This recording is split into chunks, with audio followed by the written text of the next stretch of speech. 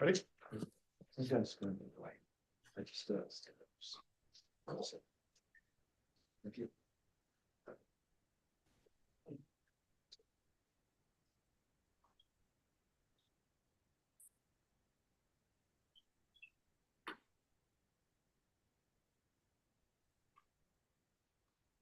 Okay, that should be going out. Yeah, please. Okay, that's good. Okay, sure. Fire it up. Ready to rock? Yep. That's good. What are you ready? We're going to be. All right, everybody. We're great to cold tonight to come out here live. You get a fed credit tonight. It is chilly out. And to all of you out in virtual land, welcome to our January meeting.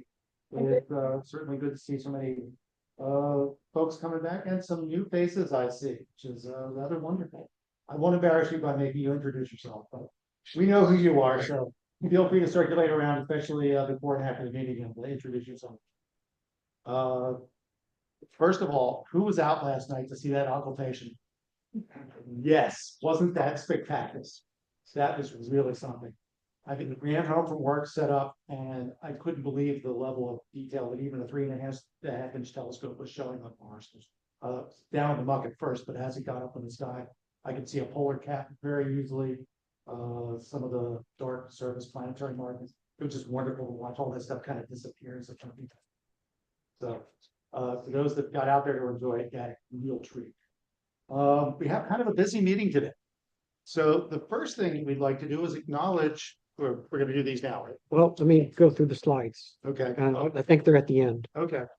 So we're going to turn it over to Don briefly, and we'll sort of thank everybody for what they've done over 2024. Yeah, just a couple things. The Chester County Lifelong Learning finally got our class back in their catalog, which everyone will get in the mail if you're in Chester County. And I'll be sending out email reminders, but we're offering beginner astronomy classes with Chester County Lifelong Learning. And they've agreed that club members can attend for free. We had about a dozen club members attend, I think, in the last fall. We're only going to offer them once a year, and that's in the spring. The reason we did in the fall last year is because they messed up and didn't have us in the catalog. So anyway, so that's available. That'll be, I think, it begin in March, but well, here it is. It's March 19th to April 23rd on Wednesdays. But there'll be more notice coming out about that. Not this Saturday, but next. Dennis O'Leary and I are working with the Chester County History Center for a kids event, Discovered in the Dark. Dennis is going to have a short talk about the moon influence and colonial times. They're going to have the whole History Center dark, evidently. And this is for kids. You have to register. We don't have to register. They do. And I'm going to make a telescope. Just got to figure out how to do a moon phase demo. And Dennis will talk about the moon. So we need people to help with this. We want to have a desk to hand out literature. So if you can you can send an email to education@CCAS.us. That gets it to Dennis and me. So, and I can also send an email out about this probably tomorrow for all the members to say, we could use some help with this. You know, if we have 3 or 4 people, that's all we'll need. How many kids do we know? I don't know. Time they said that there were 100 people showed up, about 60 were children and the rest were adults. Okay. That came with the children. So we do need help with this. Children and adult children. Right. Okay. All right. So anyway, we could use some help with that. Just demand the table to hand out. You know, we have standard handouts like NASA pictures and stuff like that. So, and then Friday the 24th is going to be AL Live, which is kind of fun. I'm going to do a very short thing on it about the night sky that's coming for the next month. So you'll see me for like 10 minutes. Lori, a nice lady. Barb and I met her at StarQuest 2 years ago. I spent a lot of time with her and her husband at Astronomical League Convention in Kansas City in July. So she always gives a good talk. She is a really nice on-screen persona. So I'll send a reminder out also, but it's January 24th at 7. All you have to do is go to Facebook.com, Astronomical League. There'll be a link there. So those are always fun. It's about an hour show. And now we're going to do the Night Sky Network Awards. So the Night Sky Network, which we're a member of, and they leave it up to us to decide who gets an award. So we decided if any member shows up at just one event, one of our outreach events, they qualify for an award. So the pins this year celebrate 20-year anniversary of the Night Sky Network. They started out like 20 years ago with about 100 clubs. It's up to about 400 clubs now in the United States and thousands of members. So that's what the pins are for. And if your name is on this list, we would invite you to come up and get a certificate and a pin. And then we'll need someone to take a picture once we get up here. So need someone who's not getting one, but everyone here in the front is getting one. So anyway, so if your list is there, if you can hand out the pins, and then when everyone come on stage, we're gonna get a picture. So Phyllis is not here, John is not here. go. Hold on. Mike Hopper. Of course, State is not here. Albrecht. And then gotta come up on stage, gotta get your picture taken, okay? Sue is not here, Dennis is here. I'm here. Thank you. There's Dennis. Thank you. John Conrad is not here. Kathy is not here. John is not here. Bruce, Thank you. Thank you. Mike, Thanks, sir. Bill is not here. Ed is not here. Meg is not here. Pete, where's Pete? Yeah, where's Pete? Yeah, Randy Rainville, Thank you. Dan Miller, Dave Hockenberry. Like if you want, just give me there. What's up, man? Steve Harner. Right behind you. Okay. Emily Scott is not here. John Quinn is here. Barb, you can take ours. Chris Trump, he may be here late. He often comes late. Don Miller, you're not here, but you're getting one, and that's the last. Okay, thank you. Okay, so if we can have, Heather. Take a picture? Can you take a picture of Yeah. that one, please? Come together, put the Beatles here. Right. Okay. We're still live, you might. Yeah. Thanks. I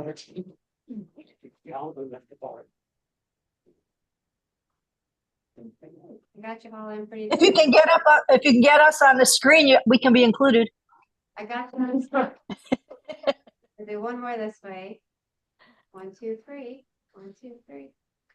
All right, thank you, and thank you to everyone for your wonderful help. And we're gonna need help this year too. Yeah, right. And then Bruce, you're up next.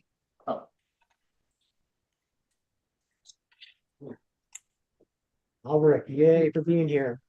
Thank you, Lisa, for bringing him. So hi, everyone. For older folks, you know who I am. For some newer members, I'm Bruce Ruggieri. I'm the program chair. And just want to take a few minutes and show you some of our speakers and topics of presentations from now until May. Still lining up the talks for September, October, November of this year, but just for the spring. So I won't introduce our speaker just yet for tonight, but as you can see from this list, as in the past, I've tried to capture a variety of topics that I think would be broadly interested to a wide range of people, and also a variety of talent, some of which is local, some of which is not so local. And I think that's kind of exemplified by this slide. So in February, we're going to actually have our meeting a tad bit earlier. The talk is going to be coming from the UK. The individual who is speaking, Reverse Singh, is going to give us a really cool presentation on the Indian space program. And for those of you who follow these things, I think, you know, the number of developments that have been happening over the last year or so, and what their program has planned for the ensuing next couple of years is really quite impressive. Actually extremely impressive. And what I didn't realize is it isn't just the science, the technology involved. There's a large geopolitical aspect to the Indian space program. And so I think it should be a rather different and hopefully enlightening talk. In March, tapping into some very local talent from Drexel University on a good talk on neutrino astronomy. Part of the reason I chose this particular speaker and this topic is that the early part of 2024, Astronomy Magazine often reviews what they consider the 10 most salient new discoveries or advances in astronomy through the year. And neutrino astronomy, advances made in neutrino astronomy, and by this particular speaker was, I think, number 2 on the list. Okay. Actually, our speaker tonight, he was number 3. So, again, timely, important things that are happening and local talent. In April, we have our very own Roger Kennedy, who's going to give us a talk on solar science, good overview of the sun and some of its unique properties, especially now that we're at this peak of solar activity.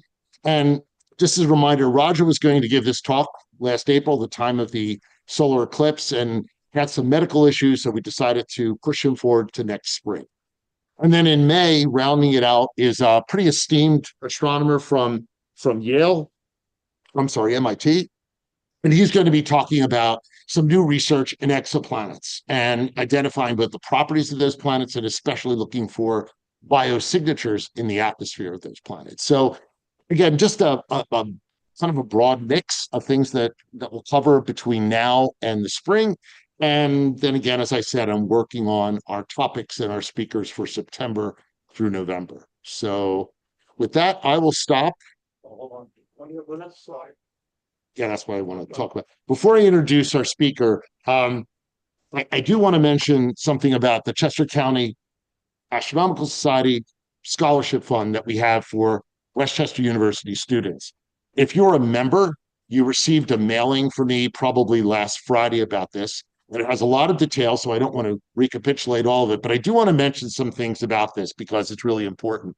So this scholarship fund is relatively new. For those of you who've been around, we started it only in 2023. And the idea was to be able to award 2 scholarships, $1,500 each, to 2 Westchester University students whose background is either in astronomy, physics, computer science, any of the STEM-related fields, but that have expressed an interest in pursuing maybe a career in astronomy, space, planetary science, aeronautical engineering, anything generally encompassed in the field. And the idea behind this was that a number of reasons, and again, I mentioned this in the email, but first and foremost, this organization is rather unique, our society, in that we've had from our founding a very strong link with Westchester University. We're here, right? I mean, and we've had that link and we still do.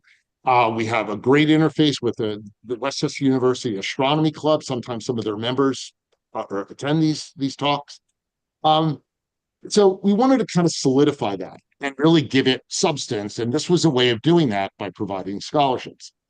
Secondly, there could be nothing that's closer to sort of the mission statement and credo of our society than a scholarship, because one of our main objectives is to promote outreach, education, interest, engagement in astronomy. It's a hobby, it's a field. Doesn't matter your age, where you live, we really want to try to promote the science and the hobby. And what better way to do that than to, again, foster students that are working in these related areas. And then lastly, and personally very important to me, we kind of want to pay things forward, so to speak. Cultivate what would hopefully be the next generation of scientists and engineers that are working in astronomy, space, planetary sciences. And again, what better way than a scholarship? So just as a reminder to you, donations to this does not come from any of your membership dues. This is a completely independent type of donation on the part of our members and friends. And the way we've done it to keep it very proper, so to speak, students that apply for these scholarships submit an application, goes through the Westchester University Foundation. The ones who administer grants and awards. And then we have a committee, a faculty committee that's led by Dr. Mark Gagne in the Department of Earth and Space Sciences. And he heads that committee that reviews these applicants. And we review them on the basis of their academic merit, their co-curricular activities, meaning, are they in the astronomy club? Are they doing astronomy-related work? Are they doing outreach related to astronomy or space or planetary sciences? And then to some extent also financial need. The applicants are reviewed, they're selected, the names are sent to me and to the foundation, and we award the scholarships. That's how we've done it for the past 2 years. We've had 2 scholarships each year. And I started to think about this. We've been so successful, and I'm not trying to be funny, but because of your generosity. I mean, it would have happened without your generosity to raise these funds. And so I went and met with Mark Gagne about a month and a half ago. And I talked to him about the scholarship. And I said, look, are these really having an impact? And he said, yes, they are.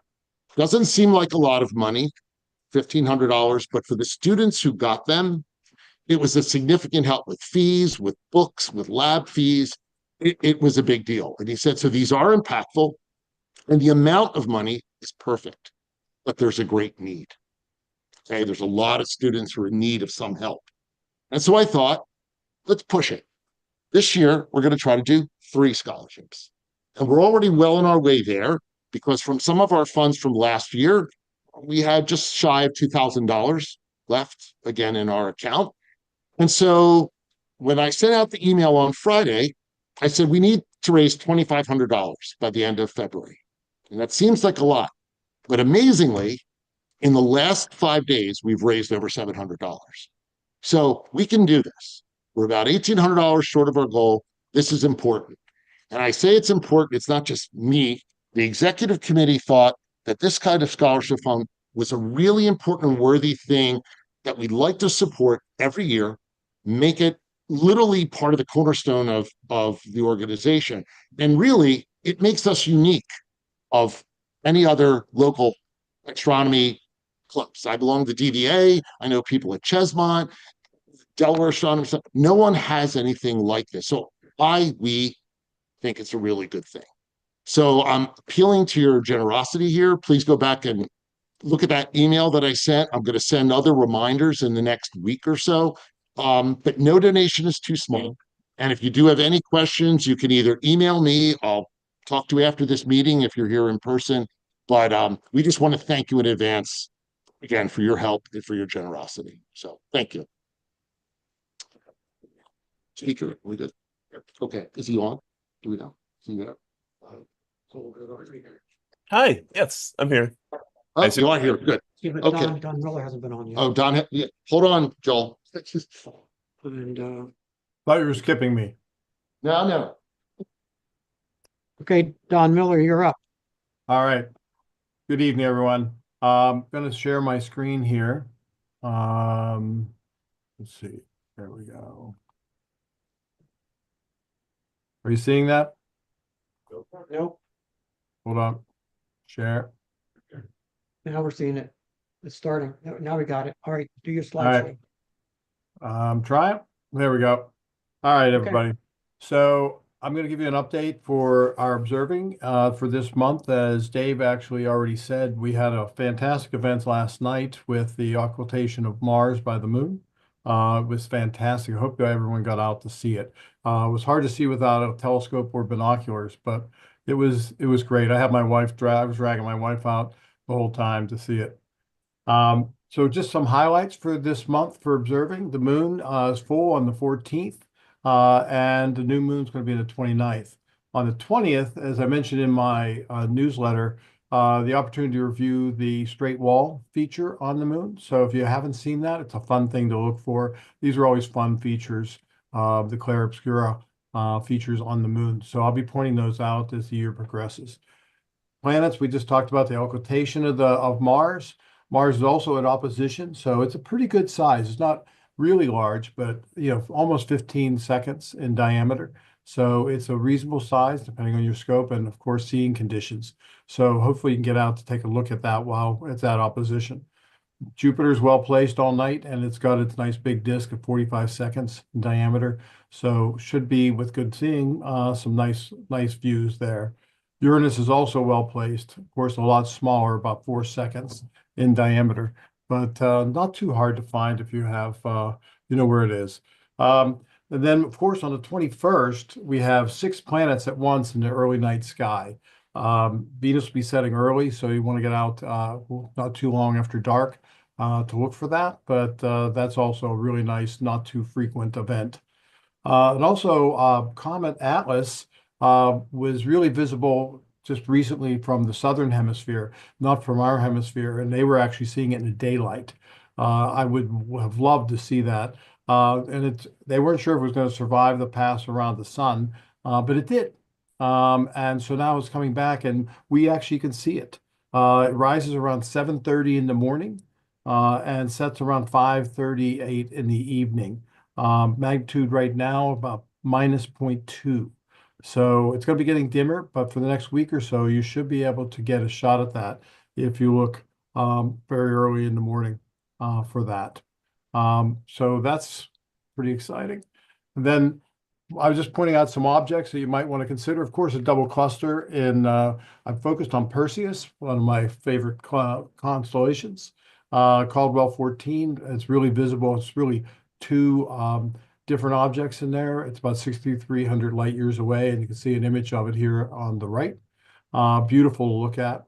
Nice open cluster. And then two other open clusters, and actually not in our arm of the Milky Way. It's actually in the Perseus arm of the Milky Way, both of these. And they're about 5,900, and the other one's about 6,200 light years away. One's actually NGC 1220, which is this one here. It's actually pretty young, a 60 million year old cluster. It's about 2 minutes across, about 60 million years old. Then the King cluster is very close to it, and that's 1 billion years old. And it's actually showing its age when they look at the stellar distributions. The older stars are now clumping, the larger, older stars are clumping in the center, and the younger and lighter stars are moving off from this cluster. Clusters don't usually last a billion years, so it's an interesting thing. And then that's my observing highlights. And then just moving into our observing calendar for the year. This is very much a work in progress. We have a number of the things that the BRCA already planned for our club's observing schedule. So right now I have the end of February, end of March, end of April. More to follow because they're still setting up their calendars. So I think by next month's meeting, I should be able to give everybody a pretty definitive calendar for when our observing sessions are for the year. We get that onto the website. Other events, we've got March 6th, Kennett Middle School STEM Night. April 5th, Wolf's Hollow County Park, working with the park department. Also, Roger and I have been talking about trying to do some sidewalk astronomy. And this is something I've talked with some of the members of the club about. I used to do this years ago with San Francisco sidewalk astronomers, and I know the club has done some of this in the past. So we're going to actually try to set up solar telescopes on the Chester Valley Trail on April 26th at Exton Park. So that's that is the most used trail in the Chester County Trail System. So I'm expecting we'll get lots of people. Hopefully the weather's good. And then May 14th, we're actually going to be in the Schuylkill River Trail, still in Chester County, but on the Schuylkill River Trail in that section. So we'll see how those work out. I'm also hoping to set up some sidewalk events in Westchester, but I'll have more detail on that once I get more detail myself on how we're going to do that. June 21st, we have the Family Fest that we did last year at the Helicopter Museum, and on and on. There's a number of other things. So we'll figure out those details, and I'll be getting everybody updates by next month. Any questions, comments, suggestions? Good. Thanks, Don. All right, thanks.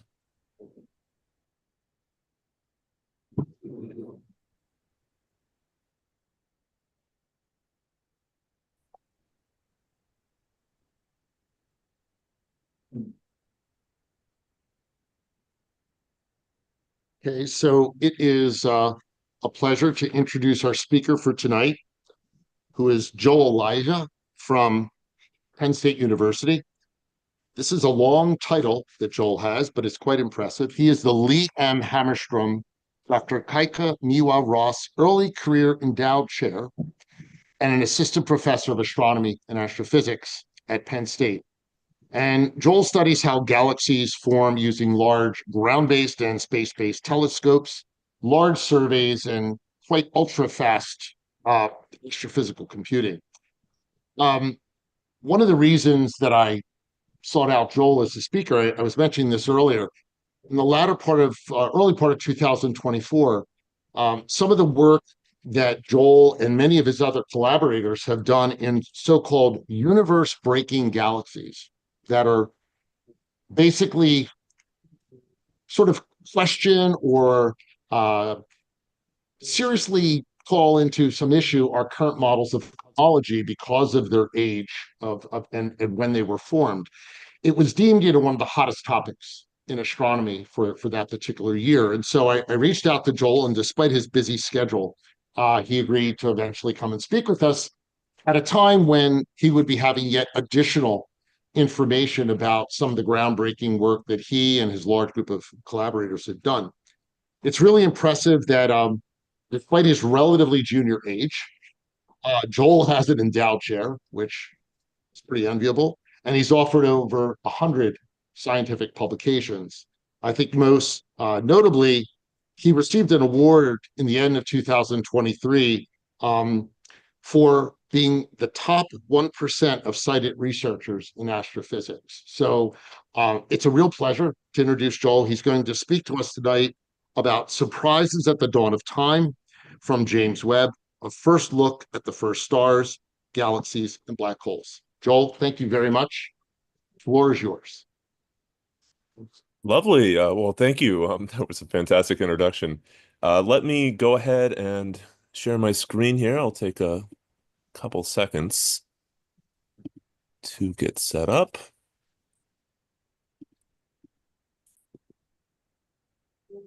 Can you all hear my voice and see my slides? Yes. Yes. Okay, thank you. Wonderful. So, yeah, I will get started here, and I'll have the launch of the James Webb Space Telescope playing in the background. And so I'm going to give an overview of Webb and some of the research we've been doing with it. Much of this has been in the news already, but as Bruce alluded to, some of it has not. And so, in short, there's a lot going on, and it's been super exciting. And for my field, I want to emphasize this telescope is a massive deal. It's like the Large Hadron Collider or the pyramids or the first landing on the moon. You only get to discover the early universe once, and we're doing it right now, right now. And so strap in and let me tell you about it. So I'll take you through the super exciting first discovery phase of some of these mysterious early universe objects, the universe breakers. And now I can also tell you some of the more in-depth investigation into what these crazy things actually are. And some of this is really, really hot off the press. Actually, some of it isn't on the press yet. So I'll show a little bit of data from just a couple weeks ago, right from the telescope. So yeah, we'll be looking through Webb's infrared eyes, and by the end of the presentation, I'll be taking you to the very edge of the universe. But we'll start a little closer to home. We'll go camping. Yeah, so this is Cherry Springs State Park, a few hours northwest of you. You may be familiar with it. It's one of the darkest sky sites in the country. It's an amazing place. I highly recommend it. This is Cherry Springs State Park, right before sunset. So you might hear birds chirping. You'll see the sun setting, and then after the sun sets, the Milky Way comes out, and you could see the whole galaxy. And what a glorious sight it is, truly. This is the Milky Way, roughly what it looks like to the naked eye. Maybe some of you have seen it. And so there's a lot of glory here, a lot of beauty, but I want to focus somewhere special, somewhere very special, which is the center of the Milky Way, right bang in the middle, 26,000 light years away. So if you traveled at the speed of light for all of recorded human history, before your grandparents, grandparents, grandparents, grandparents, grandparents, grandparents, so on lived, you would really only be a fraction of the way there. This is an incredibly far distance away, and this is the closest place we'll be visiting. Yeah. So we can go there if you're feeling brave. We'll start off here, and we'll follow. This is a little video courtesy of the European Southern Observatory. We'll zoom right into the center. And so the Milky Way, the center of the Milky Way is exotic for many reasons, but one of the reasons is that it's buried under millions of suns worth of dust and gas. And so partway through this video, because it's so hard to see the center of the Milky Way, we'll be switching into the infrared so we can cut right through this dust and gas and we'll see the beating heart at the very center of the Milky Way. And we're going here first because this is holding one of the most exciting and mysterious types of objects in the universe. Okay. It happens to be right here in our own home. So this is an image of the heart of the Milky Way from NASA's Spitzer telescope in the infrared. Here I've circled something called the nuclear stellar disk. And there are a billion stars here in a tiny volume. This is an exotic place. It's something like 500 times denser than our local sky. It's very weird. It's also ancient. It probably formed near the beginning of time, and we'll circle back to that idea soon. Okay.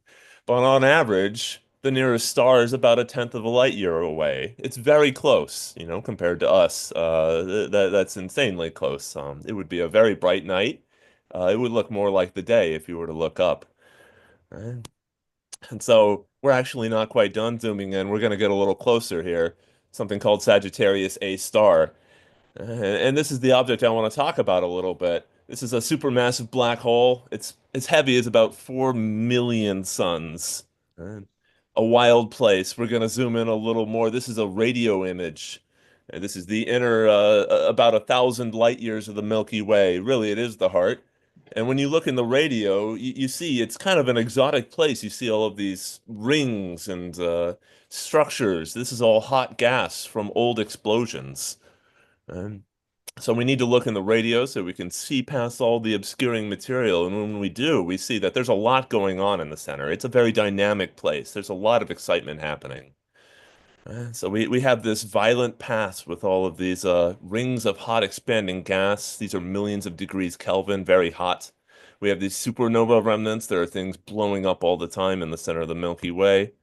And then we have this very central beating heart, the actual black hole, the engine at the center.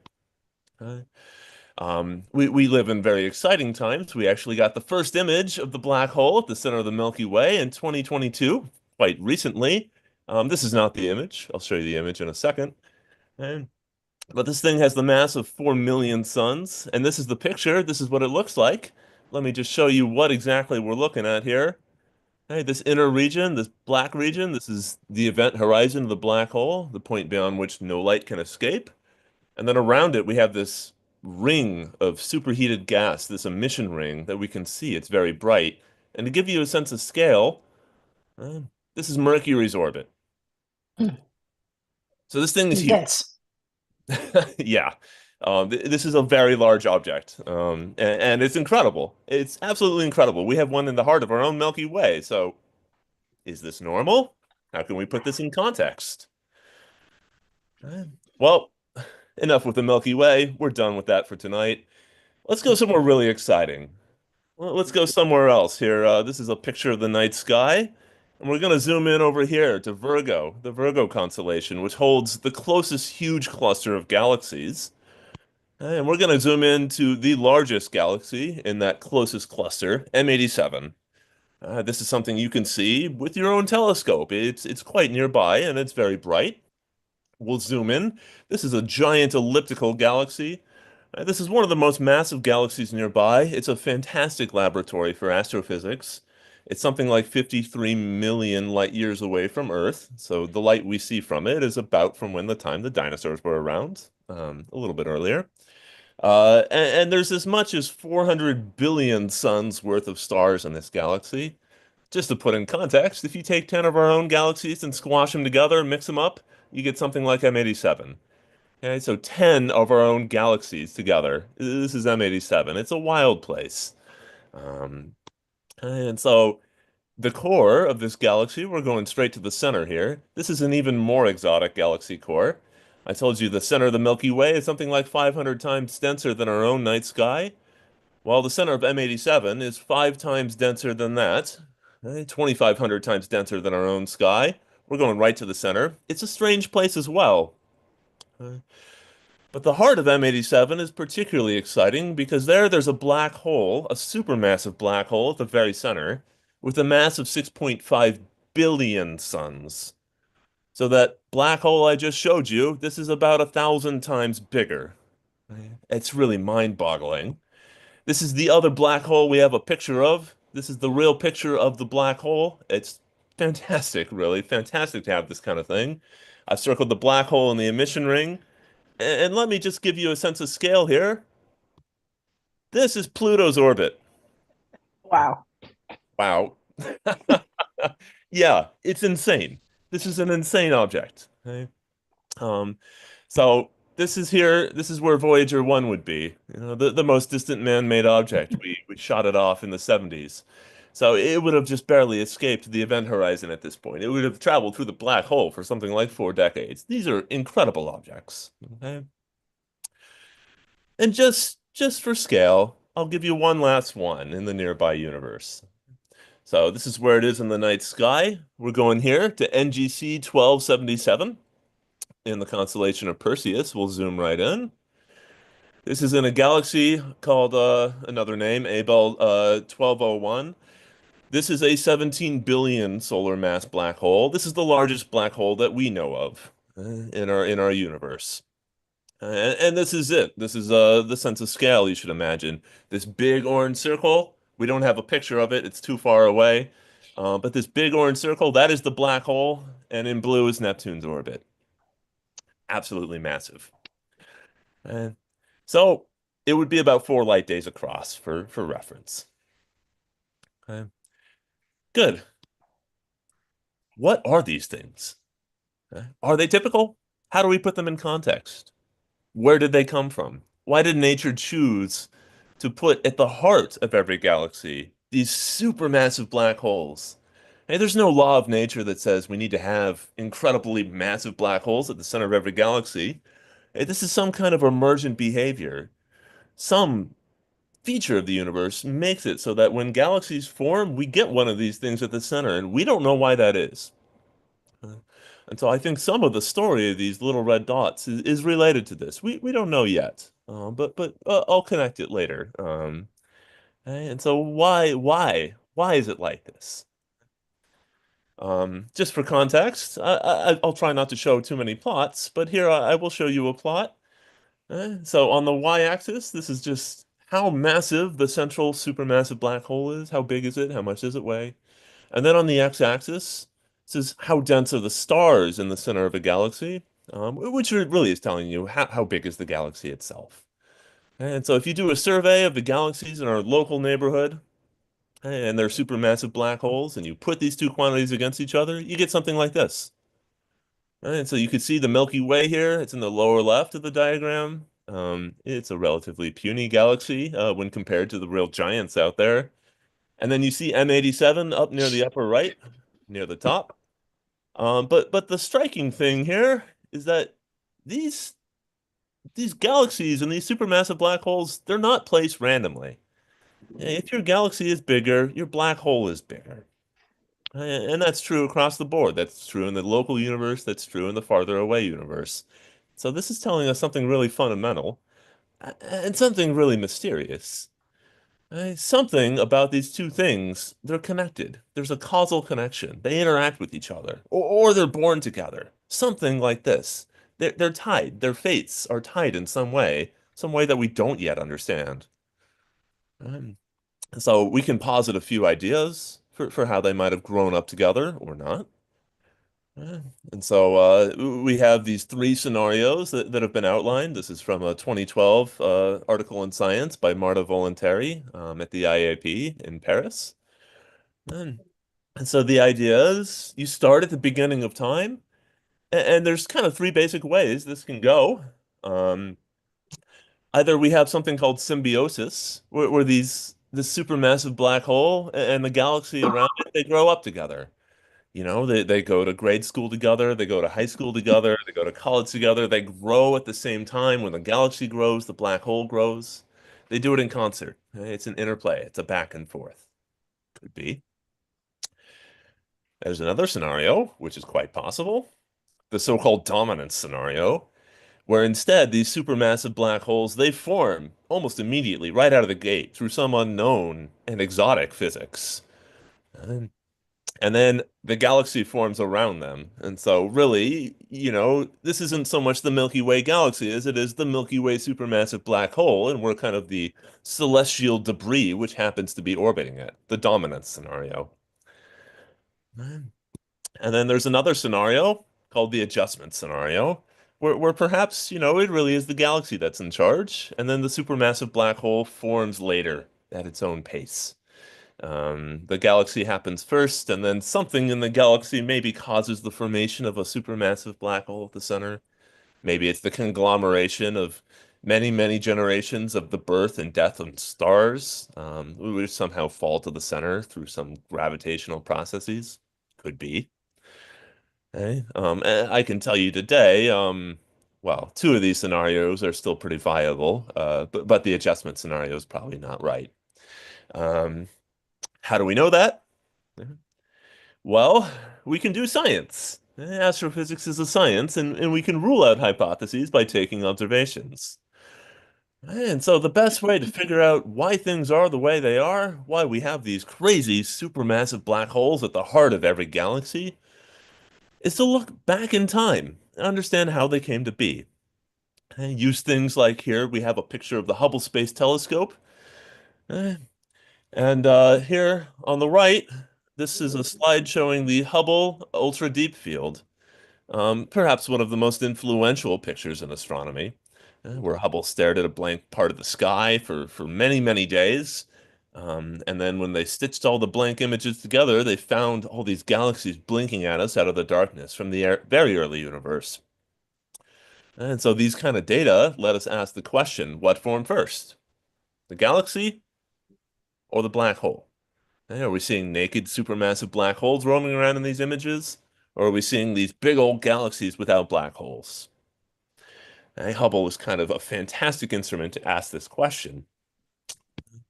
And so, one of the core advantages of astronomy is that the universe is so big that light takes a long time to travel from one end to the other.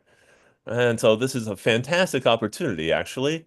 This travels time means that we see distant objects not as they are today, but as they were years ago, many years ago. And so this is just a little picture of that. But it means that when we look at very distant objects, we're also kind of looking back in time. We are very much looking back in time. And we can exploit this advantage to figure out what the universe was like at early times and say, what came first, the galaxy or the black hole? However, one of the challenges is that not only are we looking backwards in time, but these galaxies also look quite a bit redder than they are. And that's because the universe is also expanding. Well, that light travels, and so that stretches out the light, and everything gets quite a bit redder. So it's stretched by this cosmological expansion of the universe. So something that's blue when it comes out of the star will look kind of red to us today, or it might shift into the near infrared or the far infrared. So this is a bit of a technical challenge. We can't look in the visible. We really have to look in the infrared.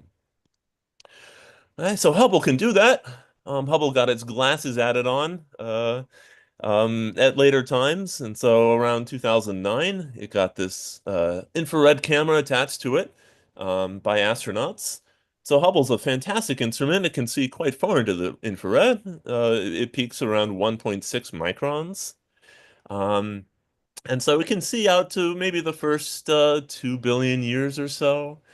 Uh, but it really struggles to go beyond that, to see the first billion years. It's just a challenge. Okay. And so at the beginning of time, it can really only spot these bright blue baby galaxies. It can't really see the things we're looking for. And so Hubble's a wonderful instrument. But when we look at the galaxies in the early universe, what we see is that these galaxies and their black holes, they've already formed. They're already there. We already see things like M87. And so to understand how these things formed, we need something better. We need to go farther. We need a completely new instrument. And that, of course, is the James Webb Space Telescope, which I will say this probably 10 times in this talk. James Webb has been a fantastic telescope. It has really opened the door to a completely new universe for us.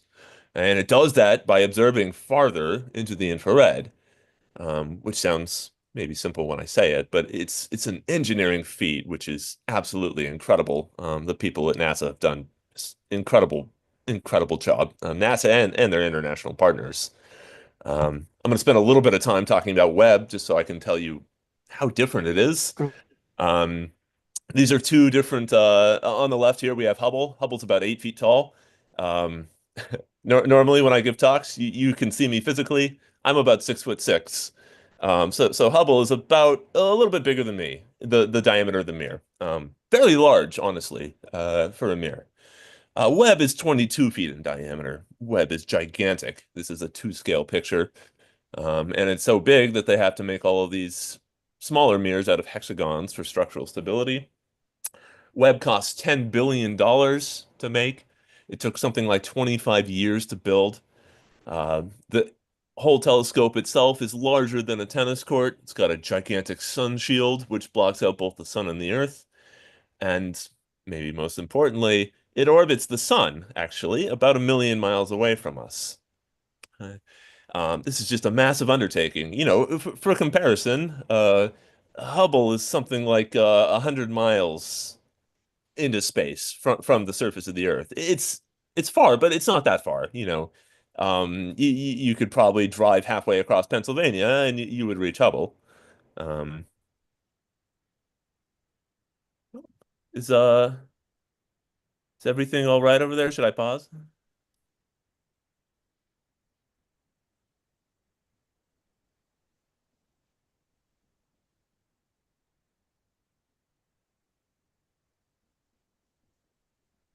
Good. Things are fine with me. Oh yeah. It just looks like there might be some issues in the room. Okay, Everything's good here. fantastic. All right. Well, I will continue then. Thank you. Yeah, so Hubble's not that far away. It's like an hour-and-a-half drive if you could drive straight up. Um, James Webb is about 1 million miles away. You never reach it. It's in deep space. And it's self-assembled in deep space. It had to build itself with these tiny robots. There were something like 250 single-point failures, where if any single process failed, the entire mission would be a bust. And so all the engineers I talked to about this were terrified.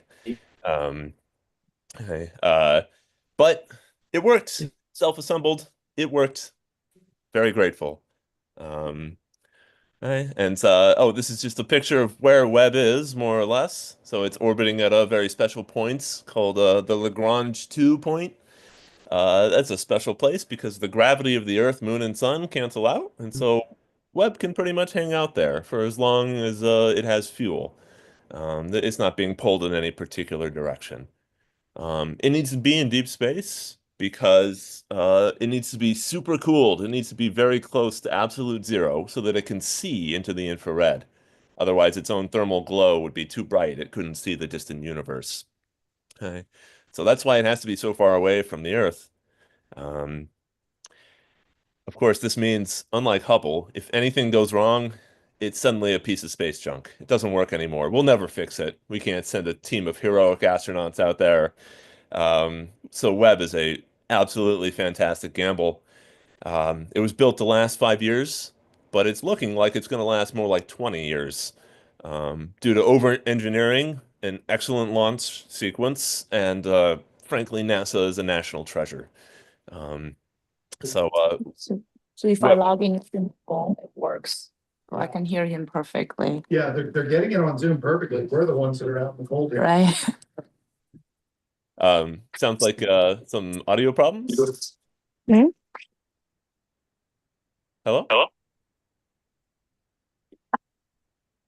It sounds like they're not getting it in the auditorium, but we're getting it on Zoom. The people that are on Zoom are okay. Sounds like it.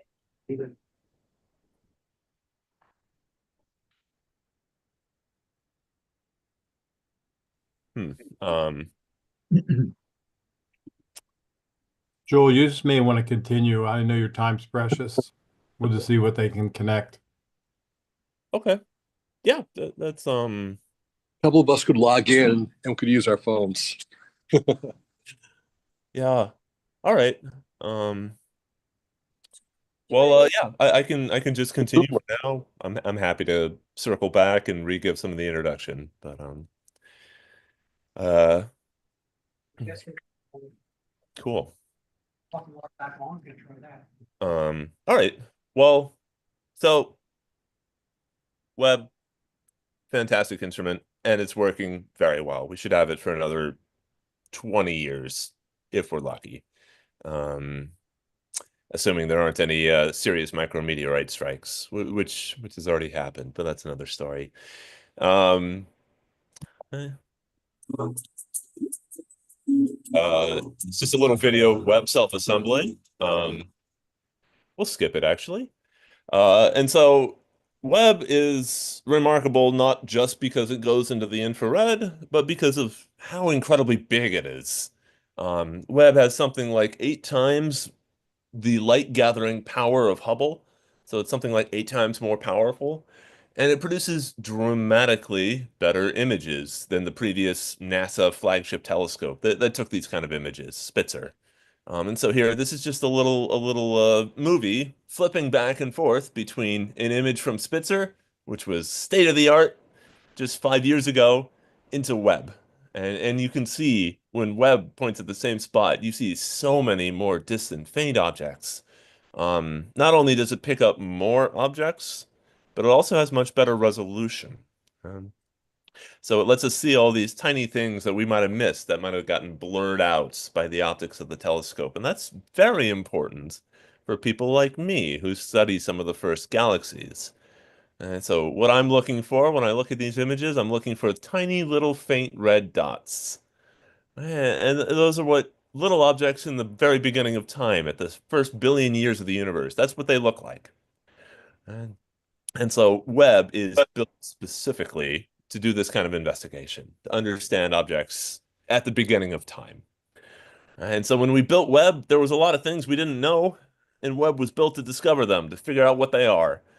This is just a little picture. If we could look back into the beginning of time near the cosmic dark ages, the great cosmic fog, that's something we can never really see past, not with light. But Webb can see right out to the dark ages effectively, just right outside of them.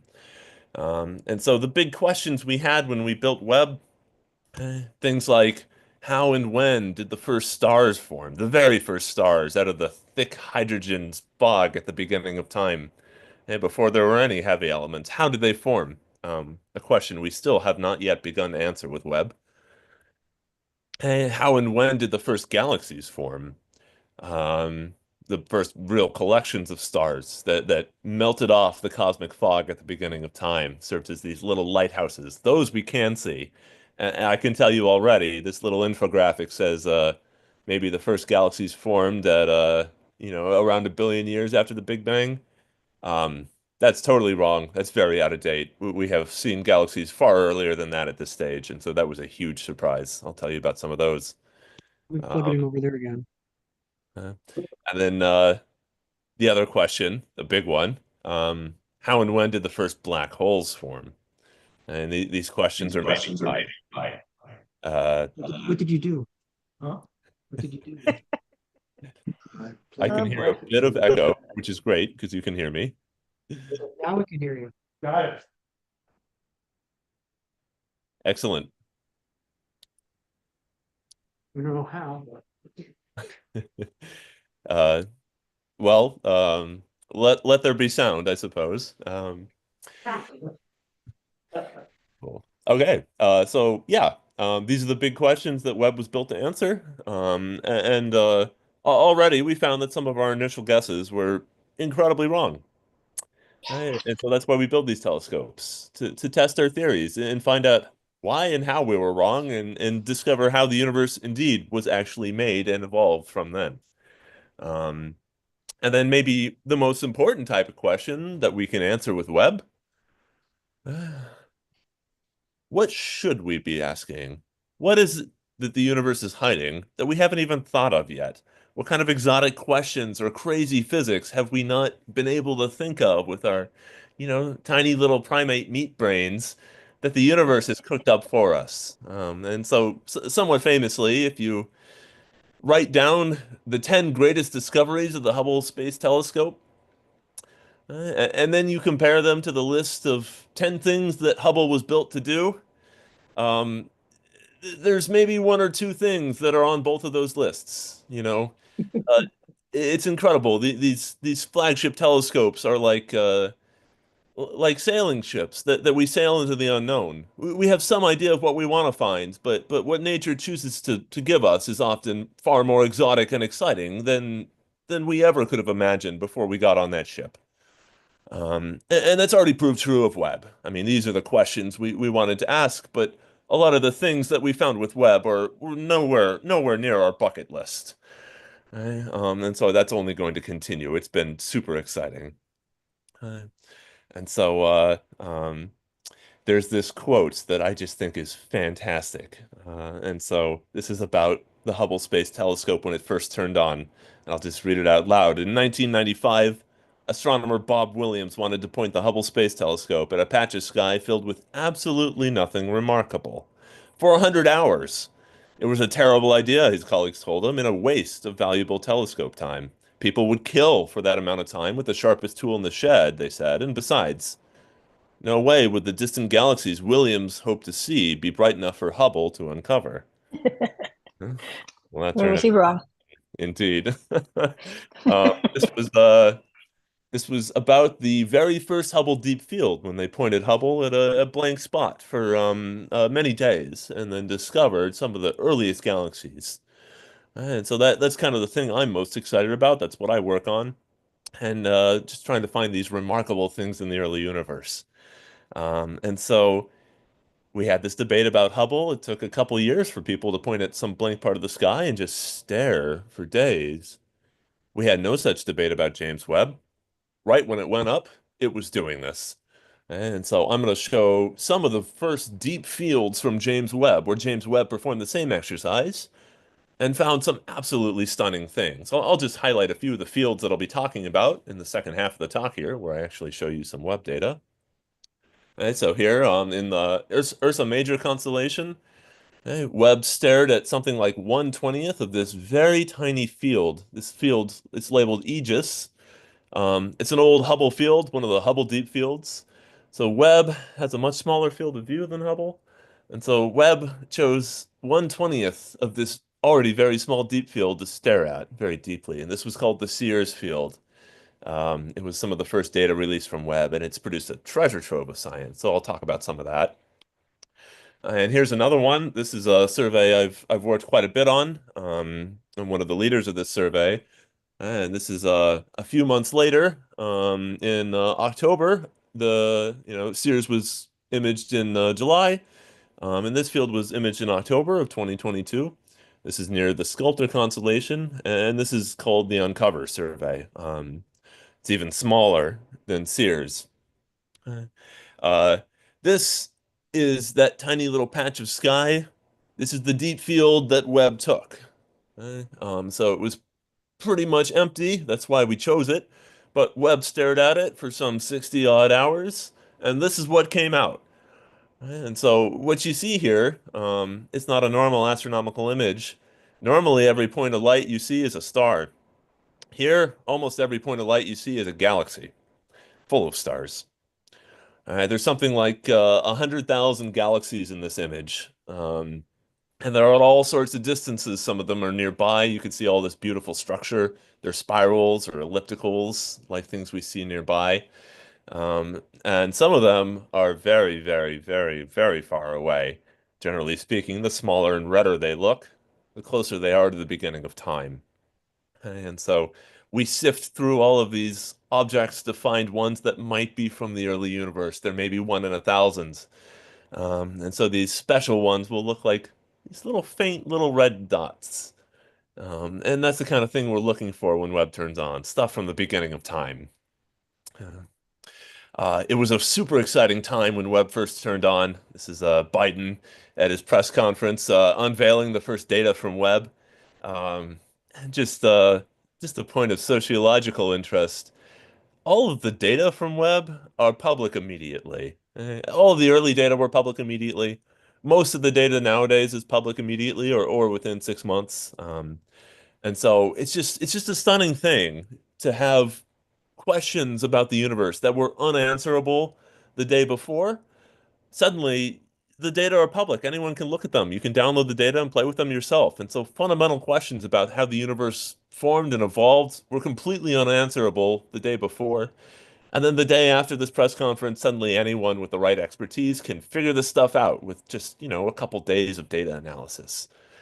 So it was just incredibly exciting. My colleagues and I watched this press conference, kind of peering over Biden's shoulders, trying to see some of the most distant galaxies, being like, "Oh, that one looks exciting." Um, and then we got the actual data and dove right in, and Webb immediately started breaking records. Right? This is what Webb was built to do, and Webb was fantastic at it. So 5 days after the da-da. Sorry, I have a little notification here. Let me just get rid of that for you. There we go. Yeah, so 5 days after the first web data were released, so this was July 19th, 2022, we found the most distant galaxy ever seen. A direct picture of the earliest stars, when the universe was only 350 million years old. This was 5 days after the first data came out. This paper came out. Okay. So this is a picture of it here. We called it Glass Z12, not a very exciting name. It's that little red dot in the center. Um, and so this was just a stunning discovery. Webb was breaking records right out of the gate. Um, that record got broken again and again and again and again.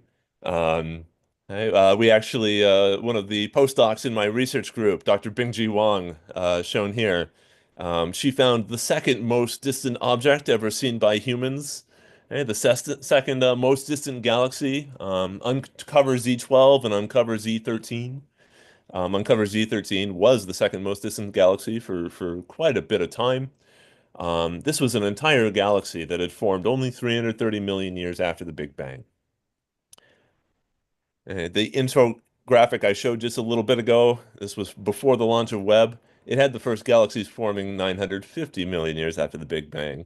Webb is already finding galaxies a third of that age, way earlier. So there's a lot going on here. And not only is it finding galaxies then, but I mean, look at this thing. This picture, it's so far away. You expect it to be a dot. You can't see anything. It's like a distant star. It's a point source. This is not a point source. This has structure. It's large. This is a huge object. And so we still don't know why these galaxies at early times are resolvable. They're so large that you can see them. You can physically see different parts. This was shocking. We still haven't really wrapped our head around why that's true. This is not what we expected.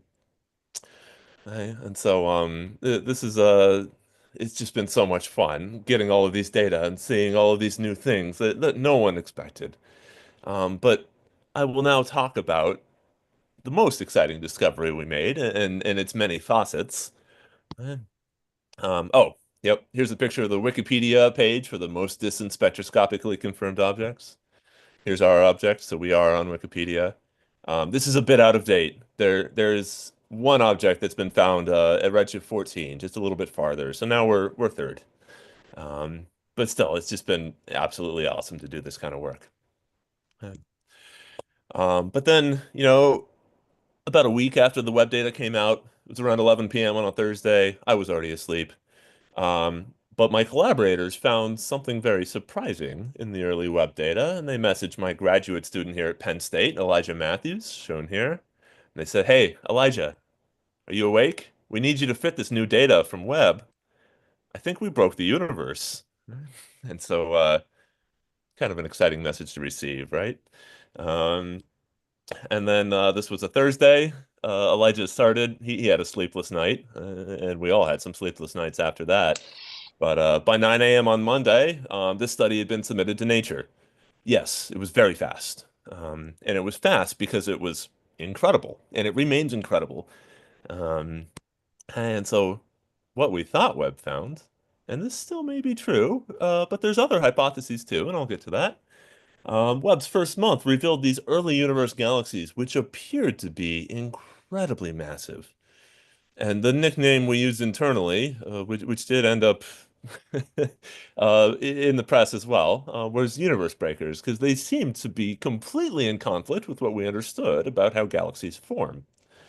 And these are the six universe breakers themselves. They are just point sources. They're just little red dots. They're tiny little red dots, and that's what they came to be known, little red dots.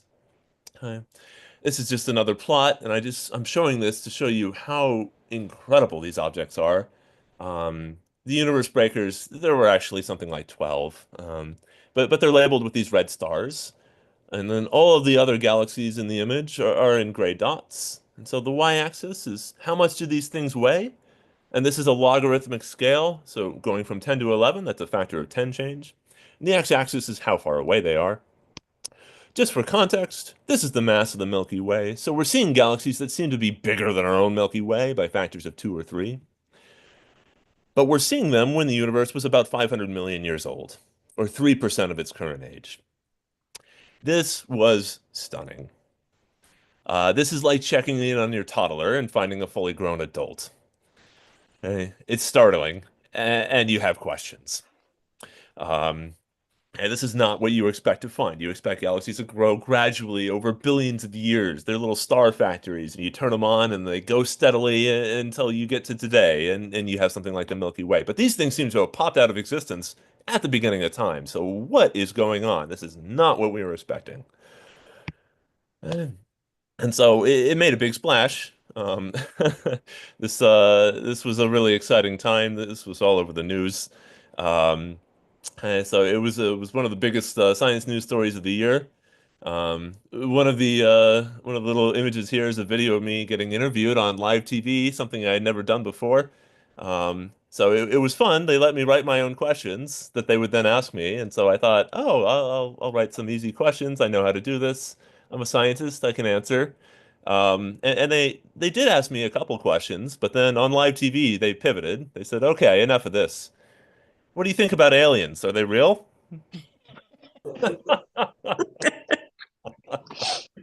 So yeah, lesson learned. Be very careful with live interviews.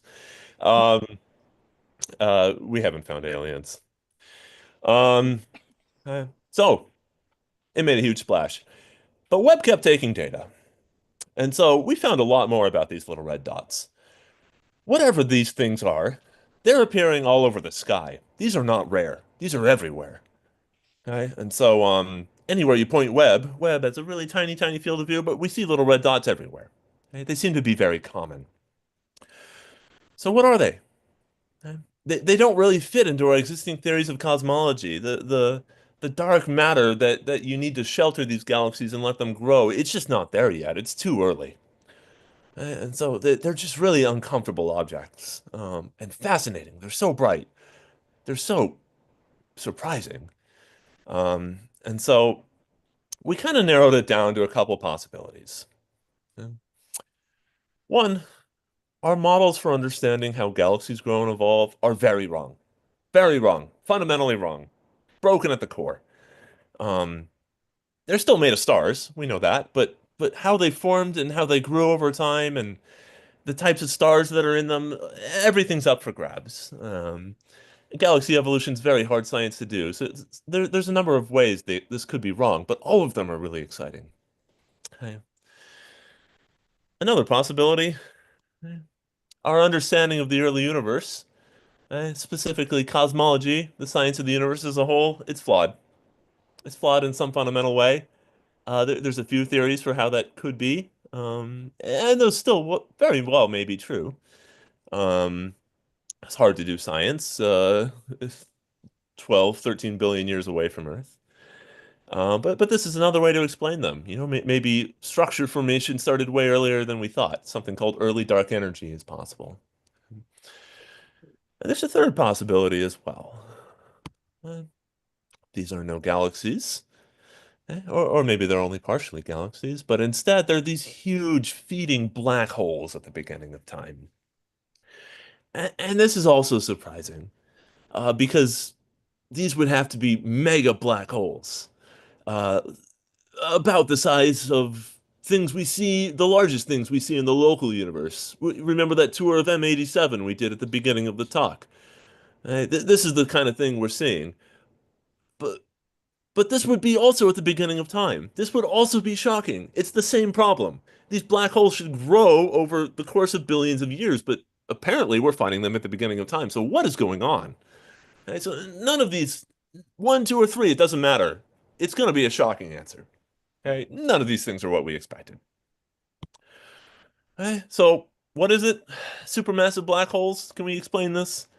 Well, every galaxy has one. We see them light up when they feed on gas and stars, so these would be actively feeding supermassive black holes. Normally, they're something like 1/300th the mass of the galaxy they live in. So our supermassive black hole in the Milky Way is something like 1/300th the mass of all the other stars. But if these little red dots are instead powered by massive black holes feasting on something, they would have to be huge. They would have to be very weird. And weirder than black holes already are. They would be more like 10 to even 100% the mass of their galaxy. With huge black holes, something like 100 times larger than our own black hole in the Milky Way. And so it's the same problem. These things are gigantic if they're real. What is going on? This is preposterous. This is preposterous. This is all preposterous, frankly. And so the same questions apply. How did these black holes get so big at the beginning of time? Were they born that way? Why? How? It's not clear. So now we have some more information than we did at that time. Something like 9 months ago, we pointed Webb for much, much longer at some of the brightest, most distant little red dots. This is when the universe was 700, 800 million years old. And we took not just a picture, but we got a spectrum. We get to see the little fingerprints of all the stuff that makes up these little red dots, and that tells you a lot more.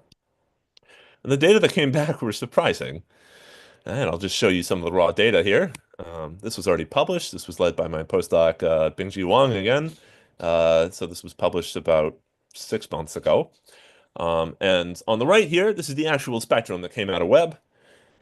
You're maybe not so familiar with looking at spectra of objects in the early universe, so let me just annotate what was surprising to us.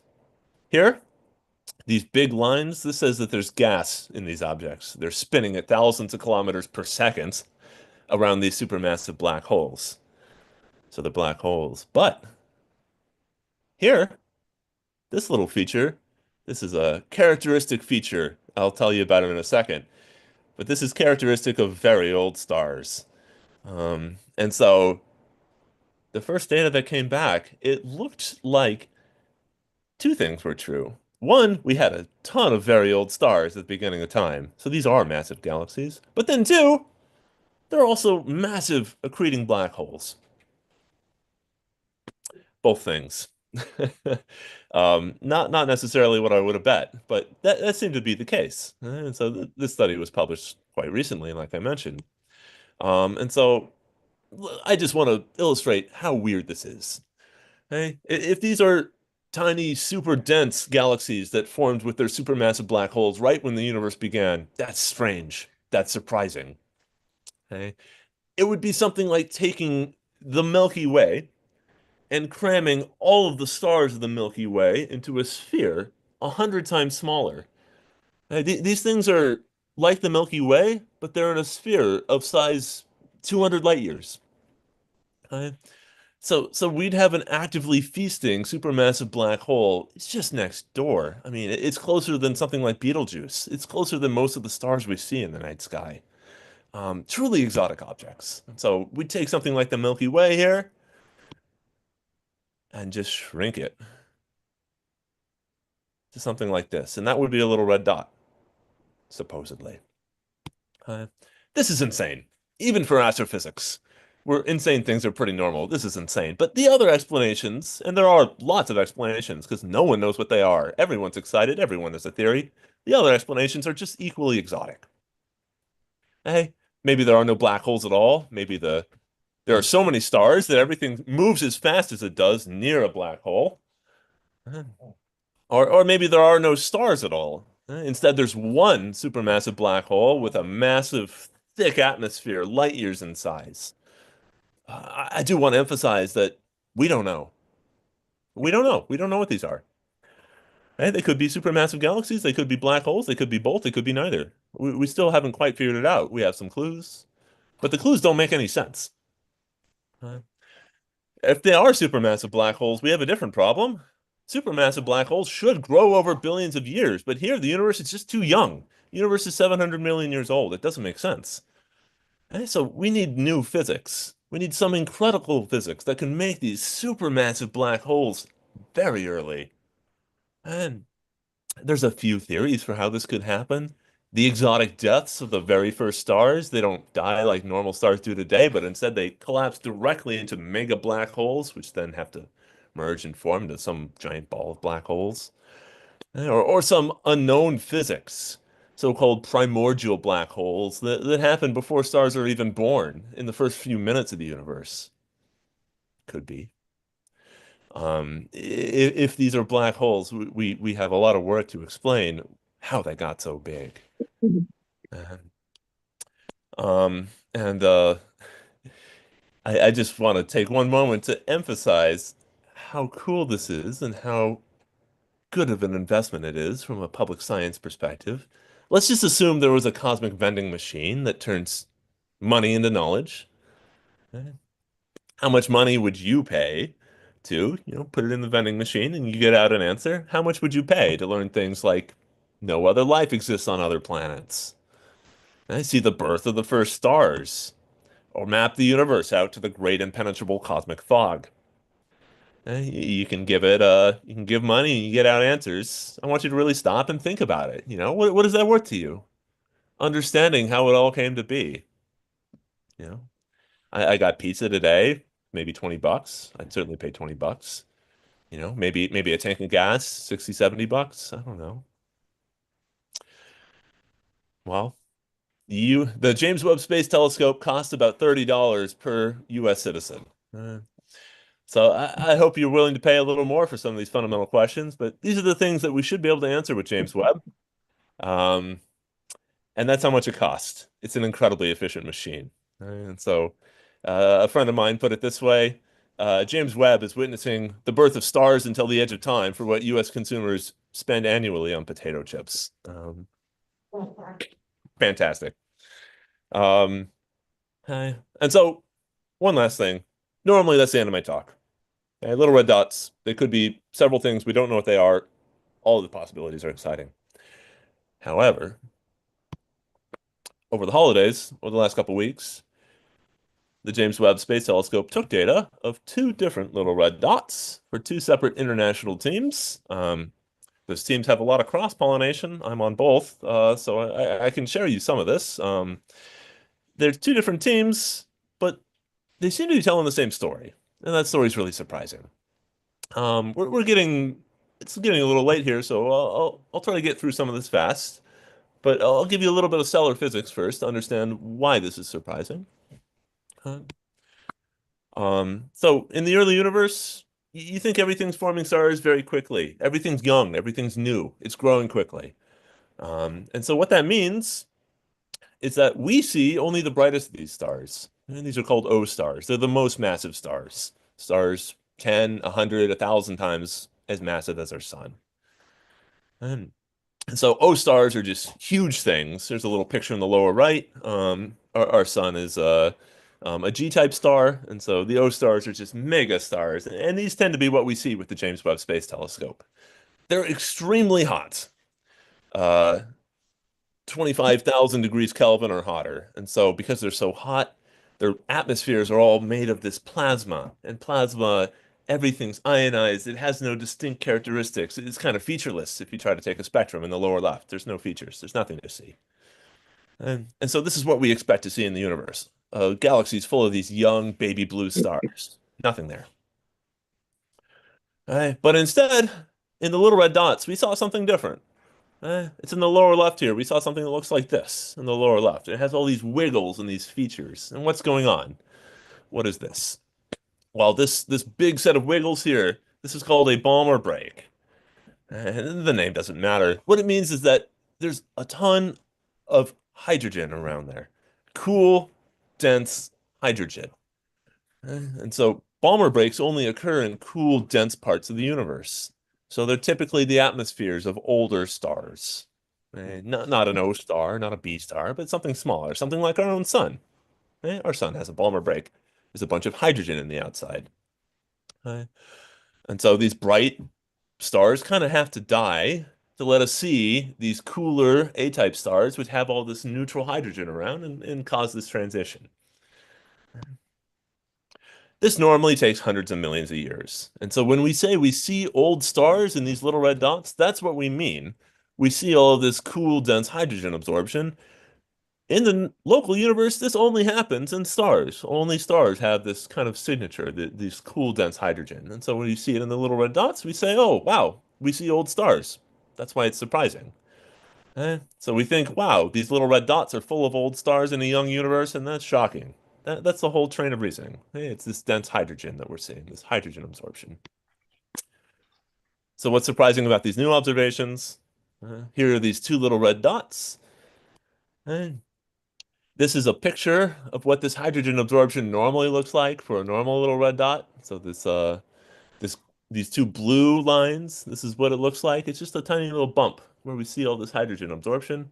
These new little red dots, they look more like this. They have a huge absorption signature. It looks like we're seeing something more like 5 to 10 times more absorption from the hydrogen. This is way too dense for a stellar atmosphere. There's too much hydrogen. And so that's very surprising. The signature that we thought might be stars has to come from something else. This is fresh data, 2 weeks out of the telescope. It's not peer reviewed. Take this with a grain of salt. The simplest explanation for something like this, how we get these huge chunks of stable, cool, dense atmosphere-like gas in the early universe, you could get it. This massive, thick atmosphere around a very special, new, never before really seen type of supermassive black hole that would do the trick. This would solve the origin of the little red dots, the biggest mystery revealed by the James Webb Space Telescope, in my opinion. Even if that's true, we still have a dozen questions.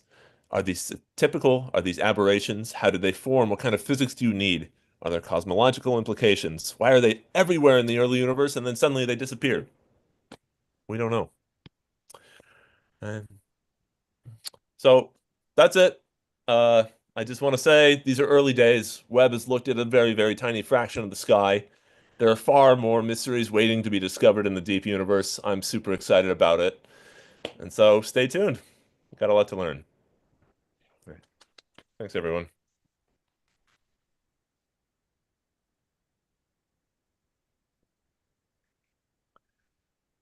Oh. Hey, yay. Thank you. I'm happy to stick around, chat about things, answer any questions folks might have. I do have a question. Am I okay? Yeah, go ahead, Ken. Sorry. Okay. I wrote a note while you were talking. Well, first, my comment is when somebody said, Elijah, you awake? It reminded me of Watson, come here, I need you. But my question is like, it sounds like you have like a chicken and an egg problem. Like what came first, the black hole or the galaxy? Did I get that right? Great description. Okay. So the definition of a black hole is that my definition of a black hole is that it takes in the light from the stars. So there have to be stars there for it to form. So my guess would be that the galaxies got there first. Yeah, so that is a thing that black holes will do. If you shine light at them, it will absorb the black hole or the light, and the light can't escape.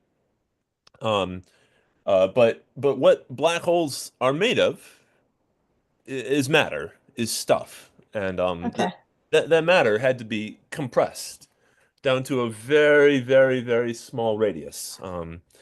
So small that nothing can prevent the collapse of that object. The gravity of that object will force it to continue to collapse. And so something like the Earth could be a black hole. If you took the Earth and you compressed it to a ball about the size of a centimeter, it would be a black hole. And so to create a black hole, so the stuff doesn't necessarily have to be star stuff. Yes. Yep. Okay. Something needs to make a lot of matter in a very small space. Okay. Thank you. Yep, of course. Joel, this is Bruce. Question, based on everything you're seeing and, the inexplicability of a lot of things now, what are your next steps? I mean, are you going to continue on the line, the approach that you're taking and, see how things fan out? Or are you gonna say, you gotta do something very radically different because this is whole radically different stuff that we're encountering? I'm just curious if it isn't giving away shop secrets, so to speak. Yeah, well, astronomy's overall, it's a pretty open science. And I can tell you, I think the whole field is kind of asking that question. It's an excellent question. What do we do? Um, People have thrown dozens of theories at these little red dots. Every week, there's some new theory being posted on the scientific papers about what these things could be. And the reason that is because none of our normal theories quite make sense. They're not normal black holes. I didn't tell you the dozens of other observational facts we've gathered, but they don't look like black holes we see in any other way. There's all sorts of problems with them. They don't look like black holes. They don't look like stars. Um, and so I think we're going to continue taking more data of them, and sometimes we get lucky and we find some unusual ones with some unusual properties that really help us understand the rest of them, like those two objects I showed at the end there that just don't look like stars at all. So taking more data, always helpful, find some oddballs. But what I think we really need right now and what makes these so exciting is just some sort of stroke of collective genius, some new theory that explains all the facts, because all of the tools that we have at hand, they just don't really fit that well. The truth, when you find it, it usually fits like a glove, and suddenly everything makes sense. And we're just not there yet. So I think much of what we said is partially true. But if you ask me again in a year, what are these things? I think I'll have a different answer because I do think we will find that stroke of genius. But I just don't think we're there yet. Sounds like astronomy's version of the missing link. It is it is very exciting and could be quite important. Yeah, I hope. Yeah. Yeah. I'm proud of my alma mater for the research that you guys are doing. That's very cool. Been a big honor. Joel, I have a question. I guess it's more, I don't know if it's more practical or philosophical. With the expectation that Webb was going to deliver for 5 years, that would have influenced planning on how and who is going to use it. With this expectation that it now might last 4 times longer, has anyone started to think about that? And Right. how would that influence plans? Yep. So the way we decide how to point Webb and what to do with Webb is every year astronomers will write down proposals for what Webb should do. And they'll submit them to NASA, and then NASA will recruit scientists to read all these proposals and decide which ones are best. Um, this process is open to anyone in the world, anyone everywhere, and it's completely anonymous. So no one's you don't know who wrote any given proposal. So it's incredibly fair, and incredibly labor intensive. And that process is going to be how Webb is pointed for the next 20 years. Every year we have a little competition and we write down all of our exciting ideas, throw them into the pot, and then review them anonymously, and the best ones are selected. And it's an incredibly rigorous process. There are something like 2,000 proposals submitted this year, and something like 200 will be selected. That's how the majority of Webb's time is used. And some of it is reserved for the people who built the instruments. So there are some special privileges afforded, but it's like 10% of the time of the telescope. So yeah, the next 15 years of observations or whatever, however long Webb is up there for, um, we get to decide every year as a community. Do you think the proposals will become more demanding and maybe to use one of your words, crazy? Um, yes. I think kind of by necessity, you pick out all the low-hanging fruit with the first year of Web. You sweep around and find all the common, bright, exciting, shocking things. But then to know more, you need to go deeper. And so I think as Web grows and matures, and we get all the easy things, we need to start doing some much more exotic and exciting proposals. And we're already seeing that, I think. This cycle, the review's underway right now, actually, and it is more ambitious than the previous years. I'll put it that way. Sounds like a dissertation review, the It process. it is. Can Uh, I ask a question about the age at which you see where the age of these red dots, the little red dots, mhm. which just looking at this deep field and from what you've said, they're just uncountable little red dots. But have you looked at enough of them to be able to understand a range of ages after the Big Bang?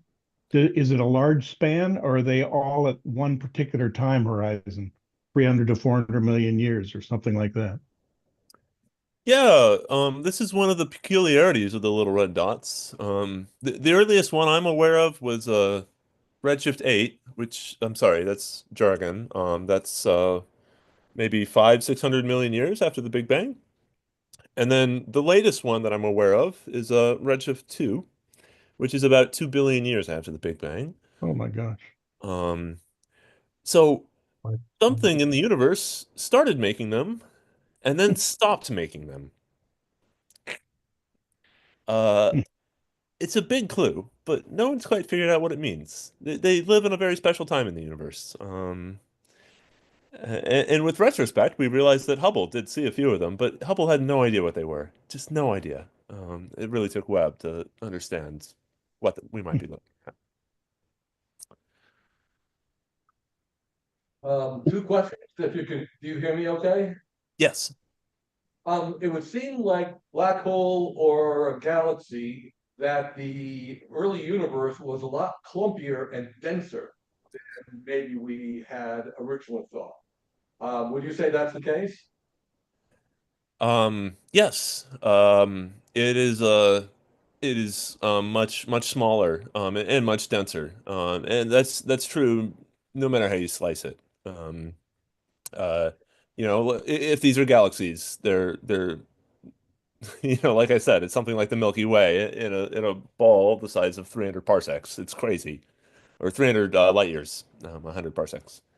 Um, Right. And second question, do any of these early galaxies appear to be rich in metals? hmm. Um, right. So, yes, astronomical metals, of course, pretty much anything heavier than helium, and those are only forged in the cores of stars. Um, that is one of the big questions. Um, in fact, many of the I can tell you this because I wrote a few of them, but many of the proposals to follow up some of these little red dots are designed to look very deeply at them and look for signatures of metals, because that would tell us a lot about if you see metals, what that means is that there were many previous generations of stars, being born, forming these metals, and then dying and kicking them out, and then those metals reforming. And so, uh, if I knew the answer to that question, I would be writing a very exciting scientific paper right now. Um, um, great question. I'm interested too. Got a question. What did you think of the movie Interstellar? I actually just rewatched that a few weeks ago.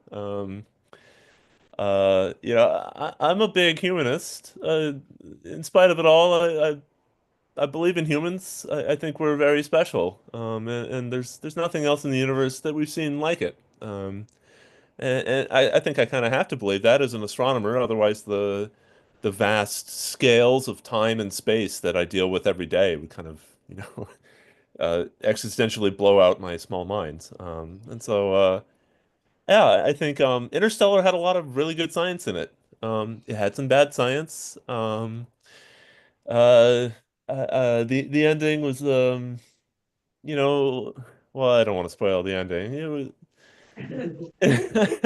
I'm not sure I buy it, but I think the message that humans are special and there's nothing like us out there, and the ability to comprehend and understand the universe and our connections to each other being special, I think it's beautiful. So I just absolutely love the movie, and yeah, it also touches my daughter was born 8 weeks ago, and one of the core themes of that movie is a father-daughter connection. So it really it hit me in a different way, I think. Not astrophysics, I realize, but I just love that movie. Another question for you. Looking at this data that's really still very young and coming out of a new instrument, those of us that know the history of astronomy know that every time you build a bigger telescope or a newer instrument, everything blows up. From what you've seen coming out of Webb so far, the next generation of telescopes, is there a particular frequency or a particular thing you'd like to detect that would help shed some light on these things? For instance, looking at neutrinos, that sort of thing. Perhaps a multi or a much bigger Webb telescope that's able to look deeper in the infrared. What is teasing your brain and saying, gee, where would I like to look now? That is a great question. And that is a $10 billion question that is being debated vigorously right now. Um, you know, um, yeah, you know, science is not easy. It was never easy, but it's getting much harder. And the capital investments we have to make to build the machines to do this science are just getting large. So something like the James Webb Space Telescope, I mentioned already, it's a 3-decade investment, $10 billion. We're not going to have something else like the James Webb Space Telescope for a very long time. And so we really have to pick and choose. What's the next instrument going to be? Is it going to be in the X-rays? Is it going to be in the optical? Is it going to be neutrinos? It's a huge question, and we just don't get enough resources to do many of these. You get one per decade. Um, so yeah, Webb, we get to explore the early universe once, and then when it's gone, we're not going to see something like Webb again in my lifetime, and I'm young. Um, so what is the next big thing? Um, well, I think the odds-on bet are gravitational waves. And I think it's a good bet. These are so-called multi-messenger astronomy because gravitational waves are, alongside things like neutrinos, but there are very few ways to understand the universe that are not using photons, and gravitational waves are one of them. And some of the things gravitational waves can do, in theory, they can detect gravitational waves from events like inflation, cosmic inflation, that thing that happened at the beginning of time that is completely untestable as far as we can tell using photons. And it can do other incredible things. Gravitational waves are a window into a universe which is not human. So, yeah, if I could build one thing, I would probably vote for a gravitational wave detector in space, something called LISA. Um, that one has a pretty good likelihood of happening, and I think I can't even imagine what it'll discover. It's not even looking at light anymore. So yeah, that's my answer.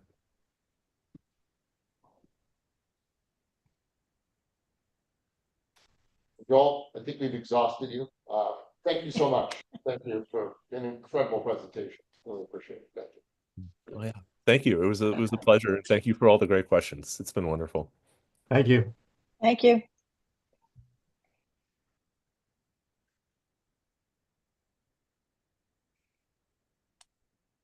you go. Okay, now I really have something to think about. Yeah. Yes, congrats.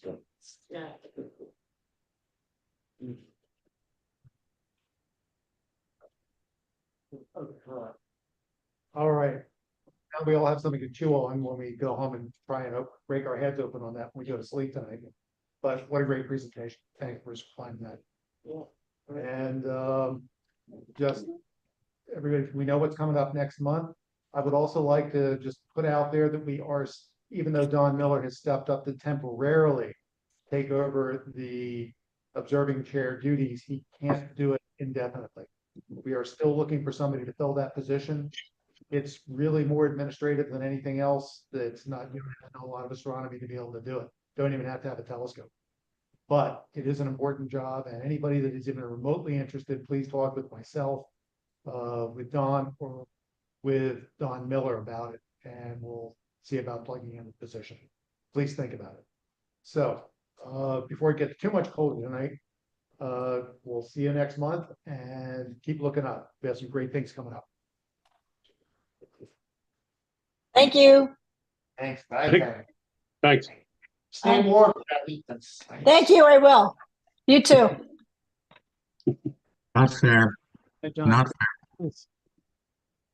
Hey, Don, you got a minute? Don? Sorry, wait, I think John Yeah. wants that help. yeah, Do you have a but, minute? yeah, if the whole auditorium can be involved, yeah, because everyone hears everything going on. I just wanted to ask if you had a chance to think about that SLU, What? the SLU website, observatory software platform that I had sent you for education. I remember very little about it, to tell you the truth. Okay, I'll just send it over to you again because I just heard from their outreach director asking if would be interested in using it for educational purposes. So I said I'd ask tonight. Yeah, I remember something about it, but I don't remember the details anymore. It's a couple months ago now, right? Yeah, before the holidays. Yeah, I don't remember any details, so, Okay, I'll just send it over to you again. okay. All right, that's it. Good night, guys. Okay. We should have to take it, John. I'm not, we got